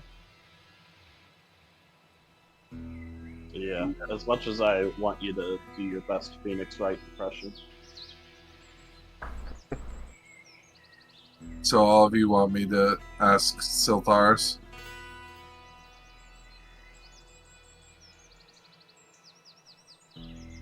And then you all go quiet. I think so, yeah, but I've already said that. Yeah. Jebel, Elise, or I should say Leah. Jebel, Leah. Yeah, I also already said I'm all game for revealing Seltharis. And Raiken did. Yes. Larry Mandis is gone silent. Yeah, we brought her for a reason. This seems like a ideal opportunity to play that card. Pretty sure Lara Mendes is back. I'm back. I don't know that we have any other Strong play. weight to throw around It that would be more personal, or it's likely. Tell me if I'm wrong, but it is likely that Lara Mendes would be keeping at least half an eye on the other scholar throughout all of these interactions, right? they're probably who he's more focused on, honestly. I thought that might be your response, but I wanted to give you a chance to to refute me. They're very interesting. I imagine most of the rest of the party is focused on the generals, looking at the scholar now and then, but you, I figured, would be very interested. What you notice from them is that throughout this whole thing, they have been writing feverishly, and conversing very quietly and they're far enough away that you don't really have a chance of hearing what they're saying. There's too much else going on. Sorry, Vendar. If I was focused, then yeah. But they've been conversing quietly with their Sion. So you know that they are plotting something. They are doing something that is related to all this. But you also notice that they keep looking very meaningfully at Yukikaze, and I mean at his whole person, and asking questions and to their Sion again, and taking notes. You believe that there is perhaps a piece of information that they may now be in possession of that the generals have not themselves noticed.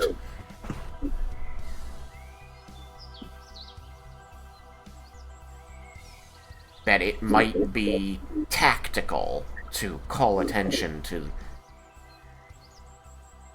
the fact that they might have something to share that could benefit your position, in that their word has more weight than yours, in that they are part of the Empire of the Four Queens and a very trusted person of powerful magic here.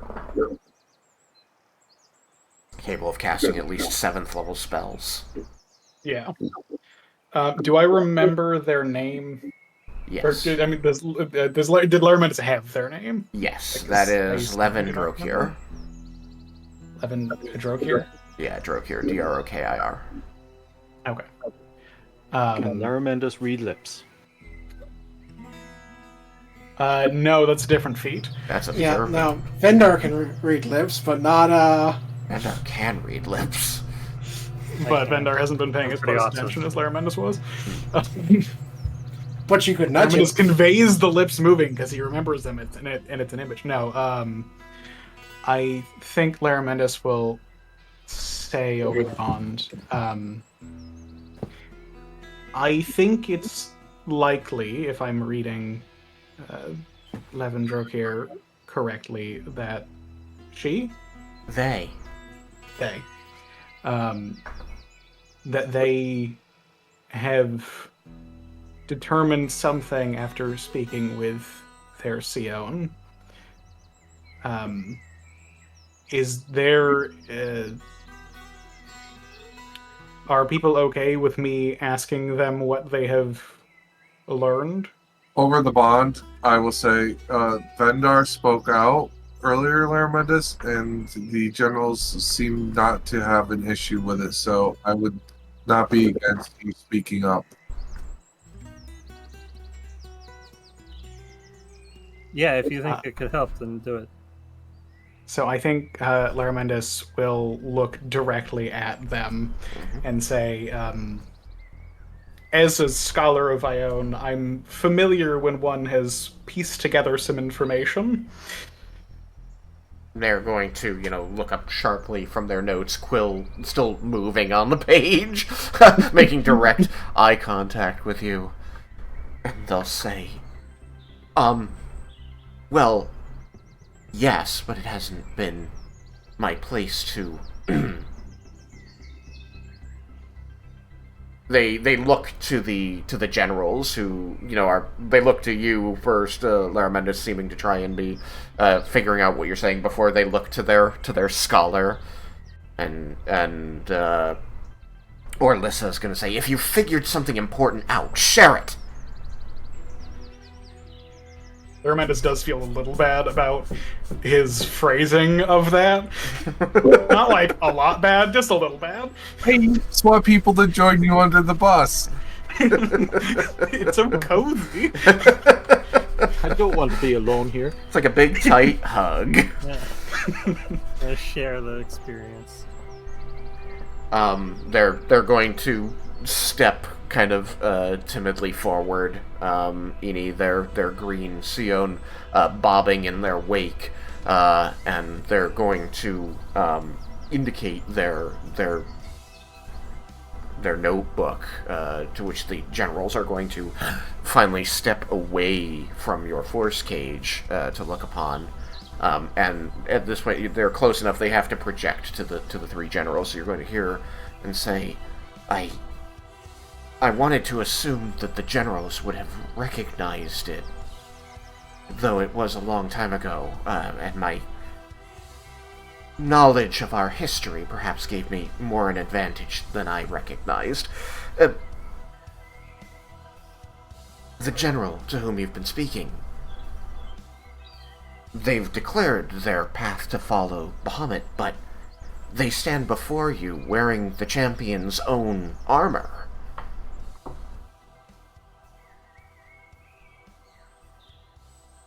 An artifact thought lost for centuries.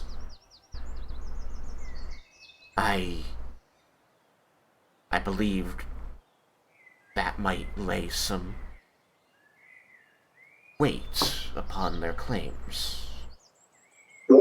I will chime in and be like, forgive me, not just the armor, but also the sword and shield. Are you going to spread platinum wings for them? No, we're in a tight cage. I don't. I mean, Doesn't matter. You Showboat, can like do it. make Yeah, a little be- move be for a us good to show. step back. All right, Just for all that little right. flourish. I'll pull out the sword. It's gonna be in a short sword form, and the shield, and then raise the armor's wings. Okay. Do you remember that one of the unique abilities of the sword is that it can change shape? Yes. That's why I chose. Making it do so might be flashy and exactly the right amount of flashy. All right. Well, I will have it. I think I had it in Did I have it in Scimitar before? I think. You found it in Scimitar. I believe you primarily use it in Longsword. Oh no. Well, And yeah, you I changed it probably- into a spear at one point. yeah, I did when we were fighting the fangs. Yeah. Where are they? No, what are they called? The merfolk. Tritons. Tritons. Tridents. Yeah, when we were fighting the tridents.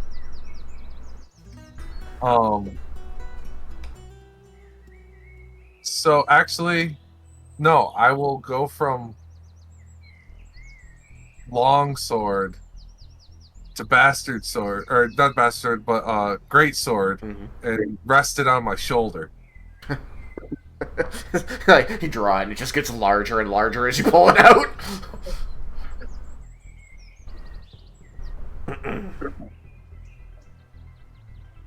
And, you know, the generals are going to consider this, and then, you know, you can see that there is, you know, some awe on their faces, but it's swirled with a mite of confusion. They're going to turn back to their scholar, and the scholar, you know, kind of... That looks impressive, Scholar. What the fuck? What does this mean? The scholar's kind of going to shrink a little and say, well... just reading the expressions of their generals, they're going to say, one would presume that means they have the favor of their god and are a bearer of their will on the mortal planes. Something that General Tatsuya was never able to show us. Hey, Raiken, if they're still reeling, suit up. You know, a little more divine weight. Suit up. I already am suited up. We also have the favor of Cord. I mean, there is an angel in there with you, it's true, and they can see her.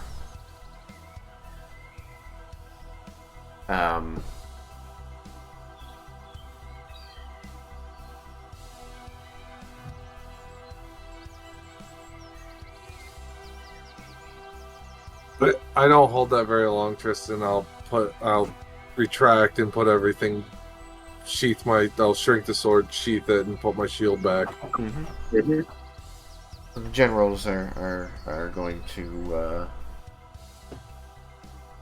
I turn from the scholar and look to you and say, is what the cleric says true? Are you current champion of Bahamut, General Yukikaze? I am. And you speak with his will? Yes. Bahamut bids you spare his sister to save the lives of the people of this world. That I cannot. Say yes. I'm not gonna say yes. It's not the truth. I mean, as we learned it, then yeah, it is, because you follow Bahamut's the way you follow Bahamut's tenets, the way you see, and you're empowered by him as his champion to do that. Doesn't Yeah. mean Tatsuya wasn't, because we learned that Tatsuya was also a champion of Bahamut. Yes. But I'm not So, gonna like- think that. I'm not gonna agree to the statement of that he's okay with, or that he doesn't want me to kill his sister. I'm gonna. It's gonna be that I am following his tenets and his will. That is. And it has led me to this path.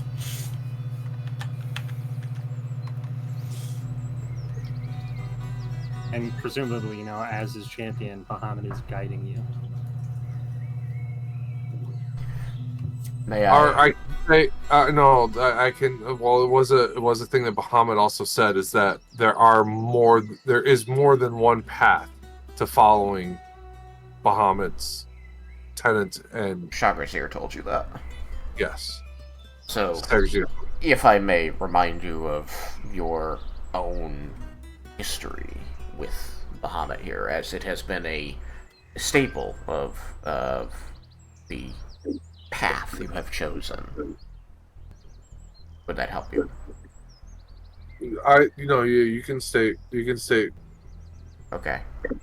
So, what you know from your experience, every leg of this journey, you were visited by either Bahamut or Shagrazir, and they stood at odds on the subject of defeating Tiamat. Bahamut tried time and again to convince you that the correct path forward was to slay his sister, to convince you that Tatsuya was doing what he wanted done, and that you should stay out of his way. And every time you spoke with Shagrazir told you that he had been a devout follower of Bahamut, but not everything the gods want is best for the world, and so he chose to defy Bahamut on the subject of defeating Tiamat. This made him a sort of pariah. He never really fell from any sort of grace, but he was not accepted into the halls of glory upon his death. But his strength of will in following the rest of Bahamut's tenets allowed him to maintain himself, his individuality, over the 1,000 years that he spent beyond the veil, which is why you were able to speak to him. So, you are a champion of Bahamut, and you have chosen, as you stated earlier, the path of Shagrazir, but you can now state that this is knowing that it is at odds with Tatsuya, at odds with Bahamut, and still honorable. If you choose. No, I remember all that, and I don't disagree with any of it. Or I still feel that would be the way my character is, anyways. Mm-hmm. But the question is, does your character want to state it or no? Which, either's fine. Like, kind of like ad-lib it, like, where you just... I mean, What you can you ad-lib it, describe. or if you say, yeah, that's how he feels, and I would say you say some version of that. However you like.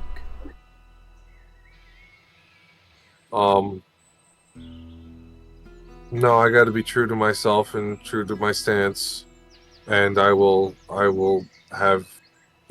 do a version of what you stated. Okay. This is clearly having an impact. You do feel that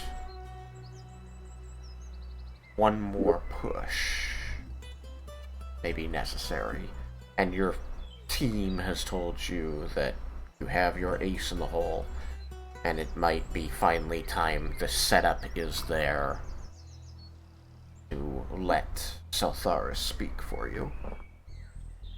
But before that, give me another persuasion roll. Alright. You're giving me ups and downs. I'm going to give you one last chance. You are a kinder player than I. Well, Giving the dice another chance, I mean. well, Hammer for that die. it's the fact of, you know, I'm keeping my odds with this. It's like you giving me different numbers each time. Give me I want to see a 19. I haven't seen 19 or 20. Come on. 1 in 20 chance. Be different.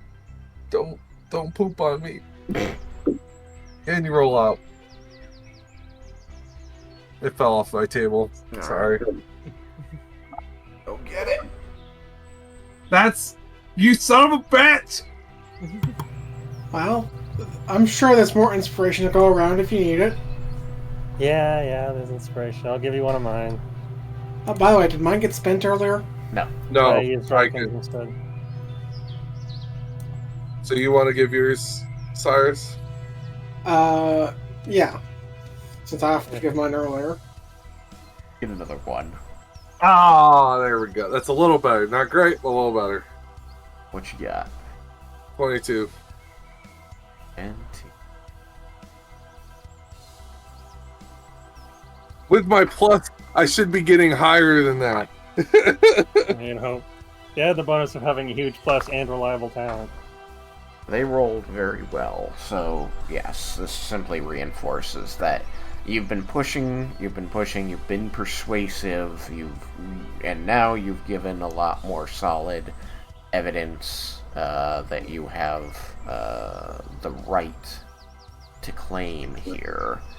But it does seem like there's a barrier to gaining, if not their trust and allegiance, then their tacit conformity, that you think perhaps a spokesman of the Dragon God could lend you.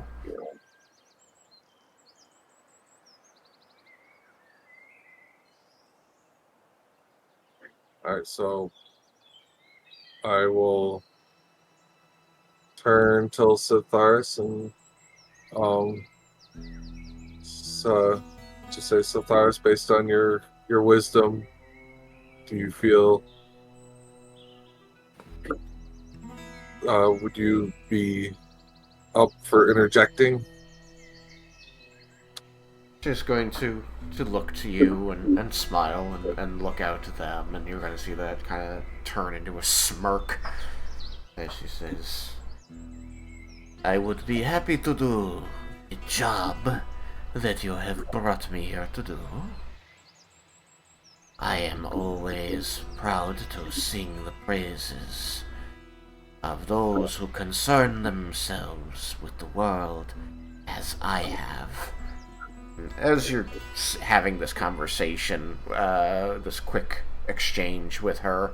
The generals outside are going to be kind of looking between you and saying, "Wait, did you call her Saltharis?"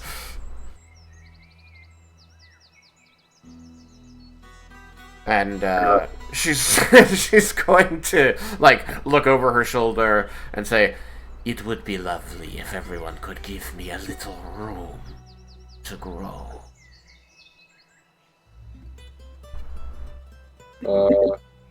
I'll back up to the edge of the wall. I back up as much as possible. Hug the wall. Hugging the wall as tightly as possible.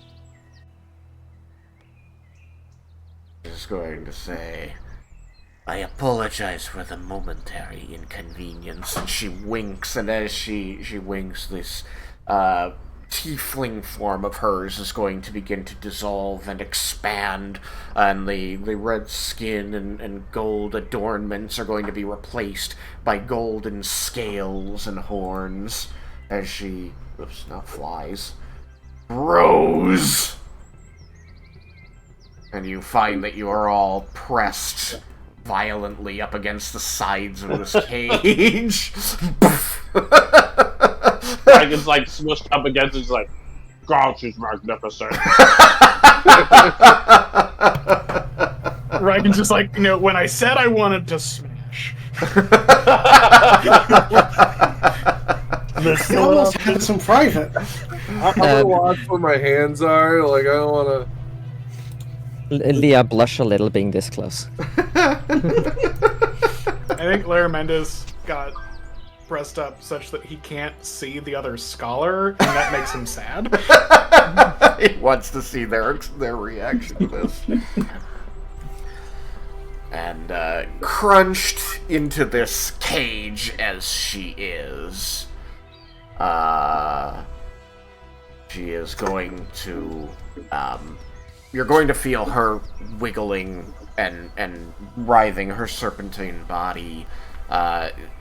You get the sense that she is trying to make sure that certain features of her form are on display, as you have previously identified her by scarring and damaged scales. You imagine that this is what she's making sure is visible.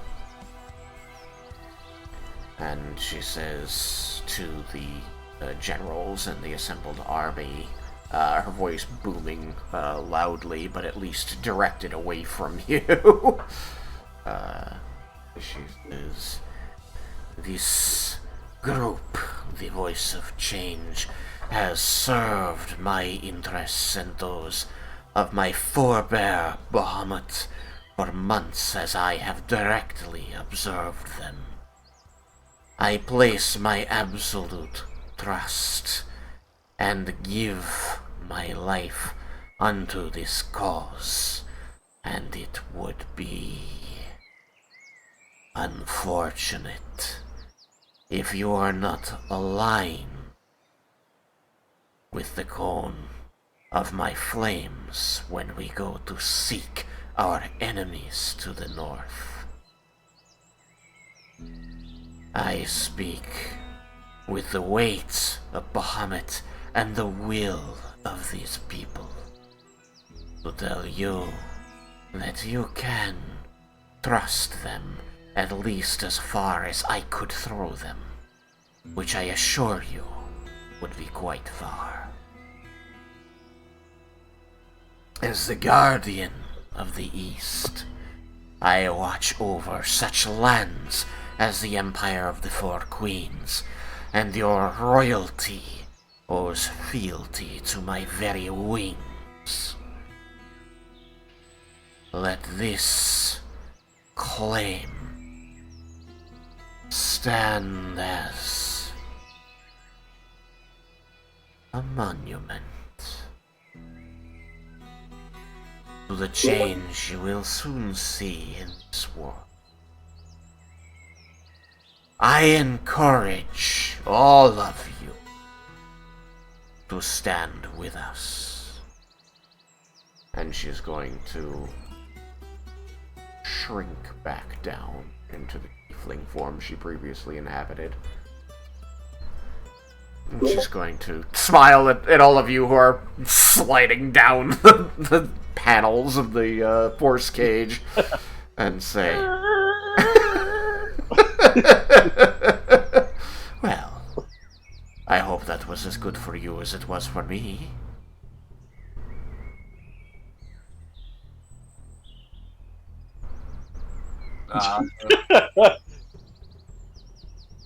I would like to see how far you could throw, but not me. You would perish. You have wings. Raiken's like, nah, I'm even more intrigued about what could have been.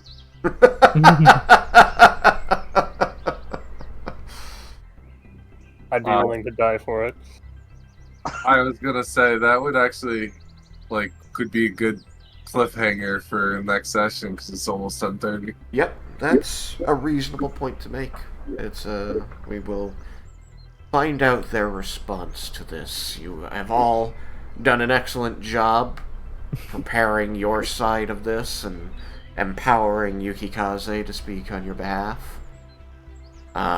It was a difficult situation, simply given, again, their convictions. So I want to congratulate everybody on this scene. Again, as usual, it is about the timing of when to show your hand. So, so Tharis, supporting you would mean less without the claims and arguments you had already made. So, well done. Well done all. And I look forward to seeing how this plays out next time on Everybody Loves Raiken. Bye, stream. Bye-bye. Bye.